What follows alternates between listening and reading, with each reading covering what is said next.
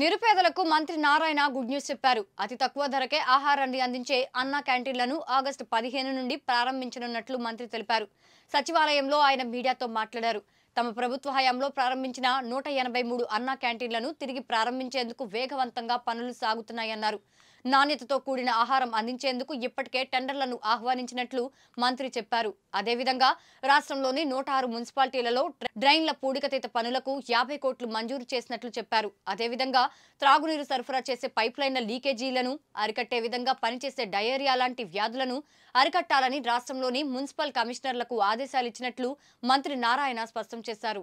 అందరికీ నమస్కారాలండి. ఈరోజు మన రాష్ట్రంలో అన్నా క్యాంటీన్స్ ఆగస్ట్ 15న స్టార్ట్ చేస్తున్నాం.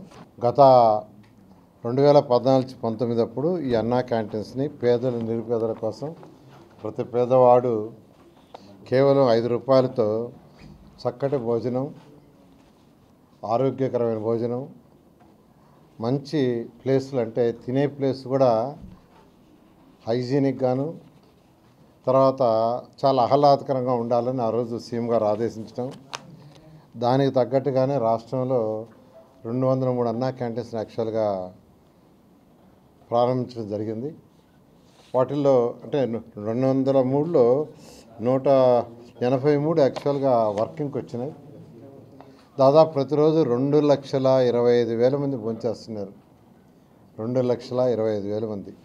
అటువంటి అన్నా క్యాంటీన్స్ని గత ప్రభుత్వం పూర్తిగా మూసేసింది.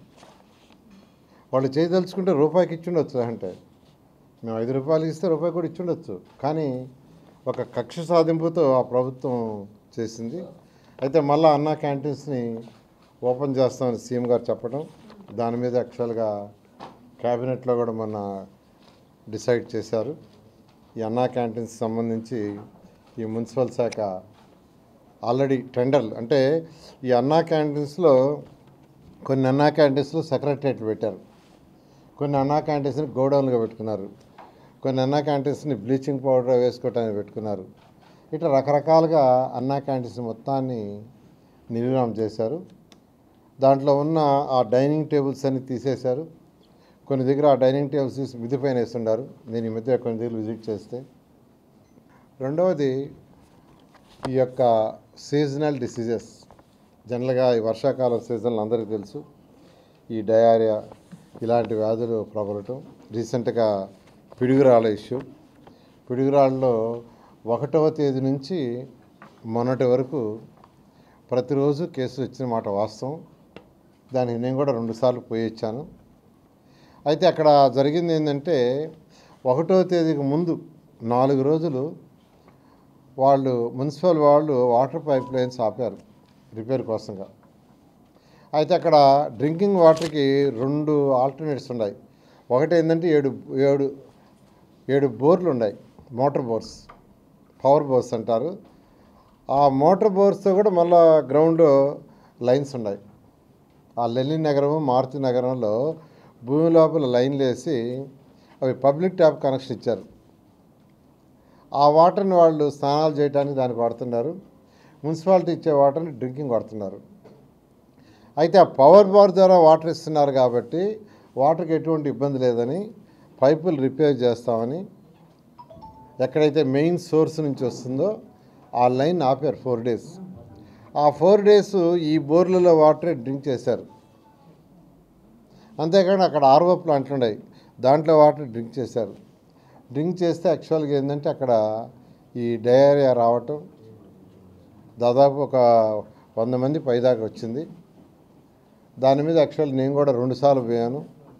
ఫస్ట్ టైం పోయినప్పుడు వాళ్ళు కొన్ని బోర్లే టెస్ట్ చేస్తున్నారు. నేను అన్ని బోర్లని టెస్ట్ చేయమన్నాను. 36 హ్యాండ్ బోర్స్ కూడా ఉన్నాయి, అవి టెస్ట్ చేయమన్నా.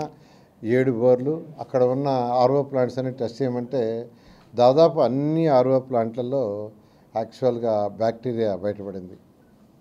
అన్నీ పవర్ బోర్లలో పడింది. అవన్నీ క్లోజ్ చేసాం. అవి క్లోజ్ చేసిన తర్వాత సిటీలో అక్కడ డయేరియా కంట్రోల్కి వచ్చింది.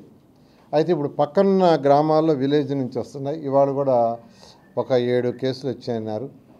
అక్కడ కూడా హెల్త్ డిఎంహెచ్ఓ గారు పోయి అక్కడ కూడా వాటర్ టెస్ట్ చేస్తున్నారు. రాష్ట్రంలో ఉన్న ఆల్ మున్సిపల్ కమిషనర్స్కి వాళ్ళు చాలా క్లియర్గా ఇన్స్ట్రక్షన్స్ ఇచ్చాం. సిల్ట్ ఫస్ట్ దించండి. జనరల్గా ఏంటంటే రెయినీ సీజన్లో గ్రౌండ్ వాటర్ వలన ఇటువంటివి వస్తాయి. లేదంటే పైపులు ఎక్కడ లీక్ ఉంటే అక్కడ ఉన్న మురుగు నీరు పోవటం వల్ల కానీ, అందువల్ల ఆ లీక్లన్నీ అరికట్టమన్నాం. దానికి వాళ్ళు చేస్తున్నారు. వీలైనంతరకు డ్రైన్స్లో మురుగు లేకుండా చేయటం కోసంగా అన్ని మున్సిపాలిటీస్కి యాక్చువల్గా ఇన్స్ట్రక్షన్ ఇచ్చాం సిల్ట్ తీయమని. కొందరు 50% తీశారు, కొందరు 25%, కొందరు 10%, కొందరు తీలా. అడిగితే ఏమంటే డబ్బులు లేవన్నారు, ఫైనాన్స్ ప్రాబ్లం ఉందని. దానికి ఇవాళ ఒక 50 కోట్ల రూపాయలు యాక్చువల్గా సీఎం గారిని అడిగి ఒక 50 crores ఈరోజు ఈ రాష్ట్రంలో ఉన్న 123 మున్సిపాలిటీస్లో 17 మున్సిపల్ కార్పొరేషన్స్ ఉన్నాయి. మున్సిపల్ కార్పొరేషన్స్ కొంతవరకు ఫండ్ ఉంటుంది. అందువల్ల ఈ మున్సిపల్ కార్పొరేషన్స్ కాకుండా మిగిలిన 106 మున్సిపాలిటీస్కి ఒక 50 కోట్లు వాడు రిలీజ్ చేశాం. అది స్పెసిఫిక్గా డ్రైన్స్లో సిల్ట్ తీయటానికి. మున్సిపల్ కార్పొరేషన్స్ కాకుండా మిగిలిన 106 మున్సిపాలిటీస్కి 50 కోట్ల రూపాయలు ఈరోజు ముఖ్యమంత్రి గారిని అడిగి దాన్ని రిలీజ్ చేయడం జరిగింది. ఇమీడియట్గా టెండర్లు పిలుచుకొని సిల్ట్ 100% పూర్తిగా తీయమని వాళ్ళ మున్సిపల్ అధికారులందరికీ ఆదేశం ఇచ్చాం.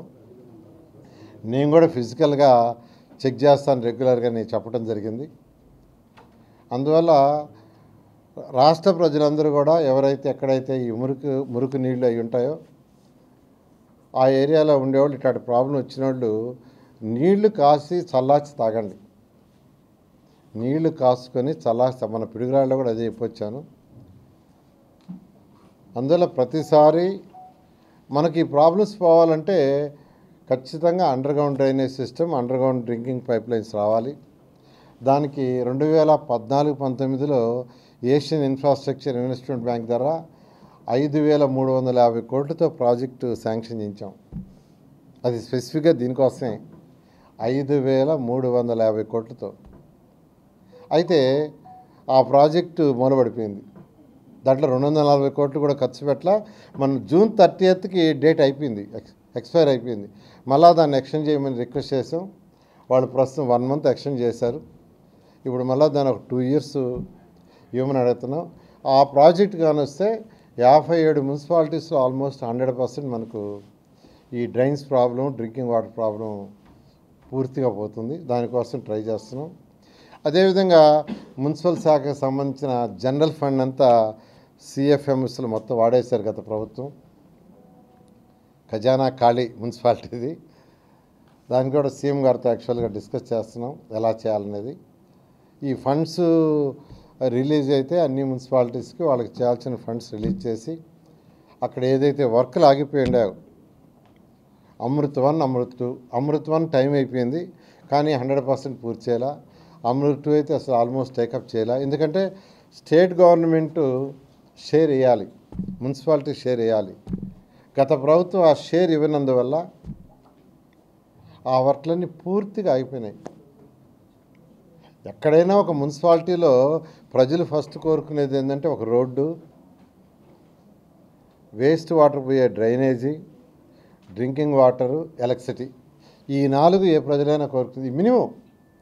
ఈ మినిమం చేయడానికే అమృత ప్రాజెక్టు కావచ్చు, ఏషియన్ ఇన్ఫ్రాస్ట్రక్చర్ ఇన్వెస్ట్మెంట్ ప్రాజెక్ట్ కావచ్చు తీసుకొచ్చింది. అయితే మళ్ళా వాటిని యాక్చువల్గా సీఎం గారితో డిస్కస్ చేసి, కేంద్ర ప్రభుత్వం డిస్కస్ చేసి వాటినన్నిటి రివైజ్ చేసి చేయడానికి కొంత సమయం పడుతుంది. అందువల్ల ప్రజలందరినీ కొద్దిగా ఓపికగా ఉంటే అవన్నీ చేసి మళ్ళా మున్సిపాలిటీస్ని గత 2014-19 దాకా ఎలా ఉందో ఆ విధంగా గాడిలో పెట్టడం జరుగుతుంది.